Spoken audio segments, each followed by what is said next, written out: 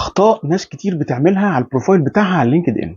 لازم تبقى عارف ان انت حضرتك لما بتقدم في اي جوب بوست على اللينكد ان، ان احنا بنخش الاول نتفرج على البروفايل بتاعك. فالنهارده في ناس بتعمل حاجات غريبه على البروفايل. اول واحد مثلا يحط صورته على البحر. يا سيدي لا، انا مش عايز اشوف ده، مش فيسبوك، ده مش انستجرام، ده مش تيك توك. انا عايز اشوف صورتك كده وانت راجل بروفيشنال. يعني مش لازم تبقى لابس بدله، بس على الاقل تبقى صوره في مكان كويس او خلفيه بيضاء، يبقى شكلك فيها باين، يبقى شكلك فيها وقور.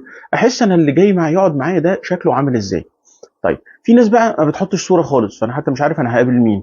اهي دي مشكله تانية. انت خلاص ما بتحطش صوره، او انت ما بتحطيش صوره، او انت بتحبيش الحاجات دي، او هو ما بيحبش حد يشوفه على السوشيال ميديا، ما تعملش بقى بروفايل خالص.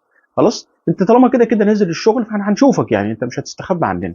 الحاجه التانية، ان واحد مثلا تبص تلاقيه عامل كل الشغل بتاعه بريزنت، يعني كل الشركات اللي اشتغل فيها شغال فيها لحد دلوقتي.